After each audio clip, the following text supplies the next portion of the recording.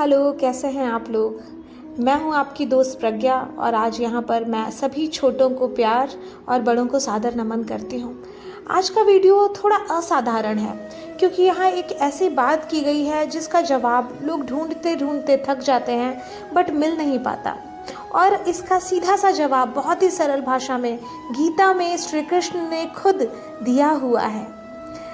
बहुत से लोग पूजा पाठ बहुत मन से करते हैं, ईश्वर की भक्ति में कोई कमी नहीं छोड़ते हैं, लेकिन फिर भी भगवान उन्हें किसी न किसी सुख से वंचित रखा रहता है। वो भगवान से अक्सर अपने प्रार्थना में पूछते हैं कि मुझे आपने कम क्यों दिया है, जो मुझे दिल से चाहिए, जो मेरी इच्छा है, जिसके लिए मैं तड़पता हूँ, वो आप मुझे क्यों नहीं देते, आप उससे वंचित क्यों रखते हैं। जबकि नास्तिक लोग जो कि पूजा पाठ भी नहीं करते, उन्हें आपने खूब दिया हुआ है, उन्हें आपने वो सारी चीज़ें दी हुई हैं जिसकी हमें इच्छा है, हमें ना देकर आपने उन्हें उन चीज़ों से भरा हुआ है। ऐसा क्यों, ऐसा अन्याय क्यों। बुरे कामों में लिप्त लोग भी दुनिया भर के सुख भोग रहे हैं, उन्हें किसी चीज़ की कमी नहीं रह रही है, तरह तरह का अन्याय कर रहे हैं, फिर भी उनको कोई नहीं देख रहा है, सारी सुख सुविधाएं मिल रही हैं। हम इतने भक्ति में लीन रहते हैं, कोई बुरे कर्म नहीं करते हैं, फिर भी हमारे साथ ही ऐसा क्यों होता है। श्रीमद् भगवत गीता में भगवान श्री कृष्ण ने इसका बड़ा ही सरल सा जवाब दिया है। यहाँ पर आपको कहानी के रूप में समझाते हैं। एक गांव में दो लड़के रहते थे, एक का नाम रघु और दूसरे का नाम राजन था। रघु बहुत अच्छे स्वभाव का था, उसका चरित्र भी बहुत अच्छा था, वो अपने परिवार के साथ पूजा पाठ करता था फिर भी परेशान रहता था।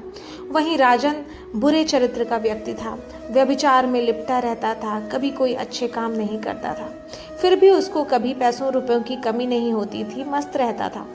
एक बार वो ऐसे ही सड़क पर जा रहा होता है अपने बातों में मगन, और उसको पैसों से भरा हुआ बैग मिलता है।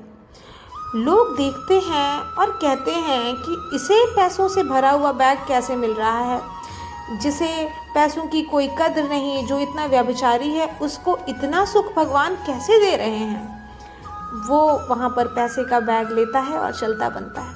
वहीं रघु रास्ते में जा रहा होता है और अचानक ही उसके पैर में कांटा चुभ जाता है और उसके पैर से खून गिरने लगता है।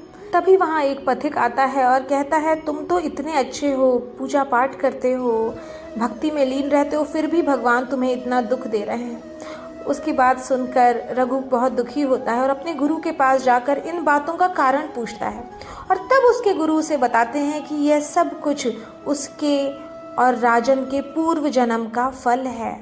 हमारी ज़िंदगी में हमें जो भी सुख या दुख मिलता है वो हमारे पूर्व जन्म का ही फल होता है। पैरों में चोट लगना, राजन को खूब सारा पैसा मिलना, उसके व्यभिचारी होने के बावजूद भी। तब गुरु बताते हैं कि आज रघु की मृत्यु होने वाली थी, लेकिन उसने इतने अच्छे कर्म इस जन्म में किए हैं, पूजा पाठ किए हैं, इसलिए ईश्वर ने सिर्फ उसके पैर में कांटा ही चुभाया, उसको मृत्यु नहीं दिया।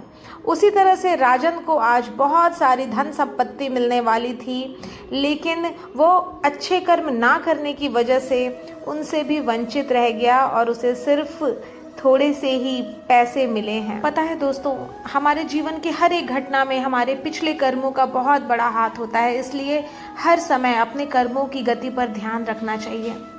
मिलते हैं अपने नेक्स्ट वीडियो में कुछ और काम की बातों के साथ। तब तक आप इस वीडियो को लाइक करके और सब्सक्राइब करके मेरा मनोबल बढ़ा सकते हैं। धन्यवाद।